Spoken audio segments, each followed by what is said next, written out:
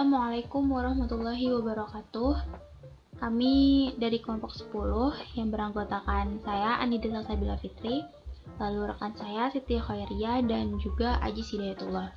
Di sini kami akan menjelaskan mengenai bagaimana mengukur bobot bisnis dalam suatu neraca. Sebelumnya, kita perlu mengetahui dulu apa itu neraca. Neraca merupakan laporan keuangan utama yang memberikan gambaran posisi keuangan suatu perusahaan pada suatu titik waktu tertentu. Nah, nama alternatif dari neraca ini adalah laporan posisi keuangan, yang mana berisi tentang mengenai posisi aset atau harga kekayaan yang dimiliki oleh perusahaan, posisi hutang, dan modal pemegang saham pada periode waktu tertentu. Nah, neraca ini nantinya akan memberikan gambaran kepada investor mengenai apa yang dimiliki perusahaan, seperti jumlah hutang, serta modal yang diinvestasikan pemegang saham ke dalam perusahaan. Nah, neraca ini memiliki 3 komponen. Yang pertama, ada aset. Aset atau yang dikenal dengan nama aktiva ini merupakan harta yang menggambarkan posisi kekayaan perusahaan pada tanggal tertentu. Nah, aktiva ini merupakan salah satu cara untuk mengukur nilai perusahaan dan mencerminkan apa sih yang dimiliki oleh perusahaan serta bagaimana perusahaan memanfaatkannya untuk menghasilkan pendapatan dan memenuhi kewajiban atau hutang-hutangnya. Nah, aset ini terdiri dari 2 hal, yakni aset lancar dan aset tidak lancar. Yang pertama, aset lancar. Aset lancar merupakan jenis harta yang dapat digunakan dalam waktu dekat. Nah, biasanya 1 tahun. Jadi, aset-aset yang tidak perlu waktu lama untuk dapat dipakai, agar bisa dipakai gitu. Nah, contoh aset lancar ini seperti yang pertama, kas, yang merupakan aset paling liquid karena berupa uang dan cek yang dapat disimpan di rekening giro dan tabungan bisnis. Yang kedua ini surat berharga, seperti investasi yang dapat dijual dalam waktu 1 tahun. Lalu ada juga hutang pelanggan yang akan dibayarkan dalam waktu dekat-dekat atau jangka pendek. Lalu ada persediaan atau inventaris, biasanya dimiliki oleh bisnis yang menjual barang, seperti perusahaan dagang. Nah, inventaris tersebut bisa berupa produk jadi ataupun bahan mentah. Lalu ada biaya prepaid, atau biaya dibayar di muka, lalu kas ekuivalen seperti mata uang, saham, dan obligasi, serta ada pula pengeluaran prabayar seperti sewa kantor atau asuransi bisnis. Nah, lalu selanjutnya ada aset tetap atau aset tidak lancar. Nah, berkebalikan dengan aset lancar sebelumnya, aset tetap ini dikatakan tidak lancar karena mengkonversi aset menjadi uang itu membutuhkan waktu lebih lama. Ini lebih dari 1 tahun. Nah, contohnya itu seperti investasi yang seperti yang kita tahu merupakan kegiatan penanaman modal yang mencairkan uangnya itu menjadi uang itu cukup lama. Lalu ada juga peralatan atau properti seperti tanaman dan alat serta laba. Lalu ada juga aset tidak berwujud. Nah, aset tidak berwujud ini benar-benar tidak berwujud fisik seperti goodwill. Contoh goodwill itu seperti hak cipta, daftar surat, daftar email, mark dagang, dan hak paten. Materi selanjutnya yaitu liabilitas atau kewajiban. Kewajiban yang dimaksud di sini adalah hutang perusahaan kepada pihak lain, termasuk pengeluaran perusahaan, pembayaran pinjaman, dan bentuk utang lainnya. Sama halnya seperti aset, liabilitas pun dibagi menjadi 2 akun, yaitu liabilitas lancar atau current liabilities dan liabilitas tidak lancar atau non-current or long-term liabilities. Kewajiban yang pertama yaitu kewajiban lancar. Kewajiban ini biasa disebut sebagai kewajiban jangka pendek. Kewajiban lancar merupakan kewajiban perusahaan yang akan jatuh tempo dalam waktu 1 tahun. Di antaranya utang pinjaman jangka pendek. Bagian lancar dari utang jangka panjang, akun utang, kompensasi dan manfaat yang masih harus dibayar, pajak, penghasilan terutang, kewajiban yang masih harus dibayar lainnya. Pendapatan ditangguhkan. Yang kedua yaitu kewajiban tidak lancar atau jangka panjang, yaitu pinjaman jangka panjang, pajak penghasilan tangguhan, dan kewajiban dana pensiun. Kewajiban jangka pendek adalah kewajiban tidak lancar. Artinya, kewajiban ini tidak jatuh tempo dalam waktu 1 tahun dari tanggal neraca. 3 contoh dari kewajiban jangka panjang yaitu utang wesel, utang obligasi, dan terakhir pajak penghasilan tangguhan. Materi selanjutnya yaitu ekuitas atau modal. Seperti namanya, modal adalah sejumlah kekayaan yang dimiliki perusahaan, baik dari pemilik maupun investor. Modal hak pemilik atas harta yang merupakan kekayaan bersih setelah dikurangi kewajiban. Modal bisa bertambah jika pemilik usaha menambahkan investasinya saat mendapatkan keuntungan. Sebaliknya, modal akan berkurang saat perusahaan mengambil dana investasi atau saat perusahaan mengalami kerugian. Dalam ekuitas ini terbagi menjadi 2 jenis, yaitu yang pertama saham distor. Saham distor adalah jumlah kas yang disetorkan oleh pemegang saham ke perusahaan. Dana dari saham disetor ini bisa digunakan untuk berbagai macam keperluan, seperti contohnya untuk belanja modal kerja ataupun membeli aset yang terdapat pada neraca keuangan. Selanjutnya yang kedua yaitu laba ditahan. Laba ditahan adalah laba perusahaan yang tidak dibagikan kepada pemegang saham.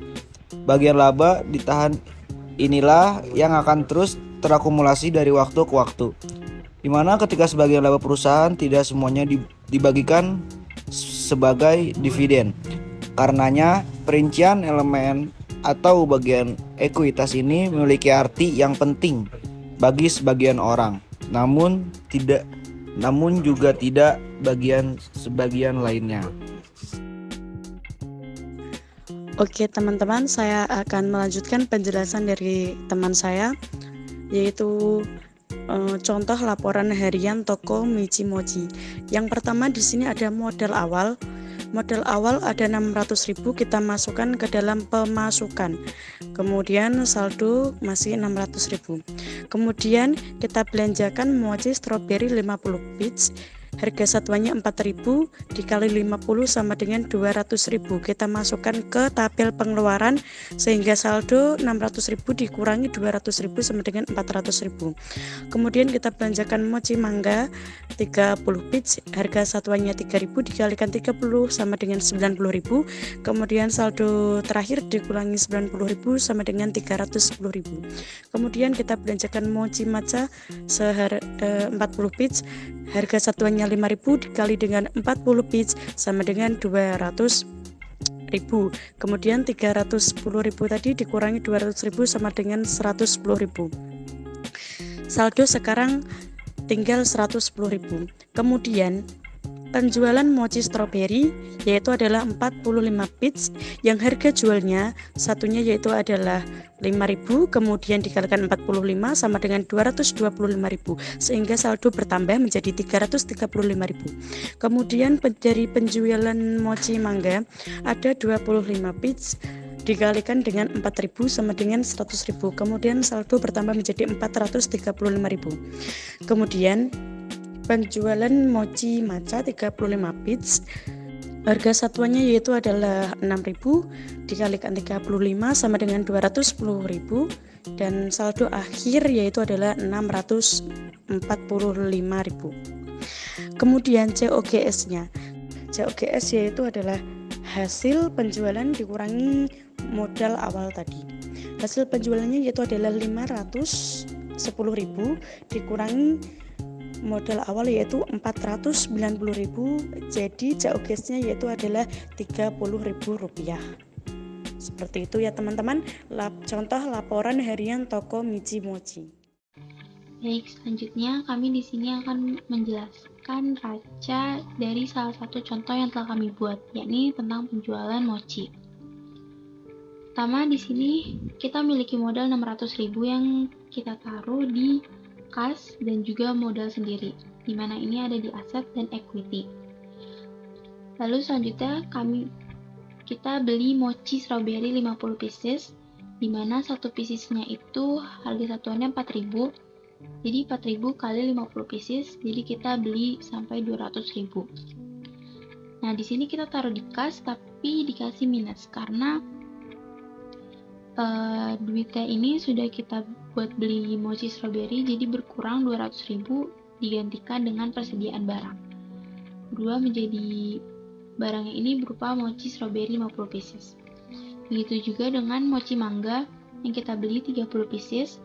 Di sini harga satuannya itu 3.000, jadi 3.000 kali 30 pieces ini jadi 90.000. Kasnya berkurang lagi 90.000 dan diganti dengan persediaan barang jadi 90.000.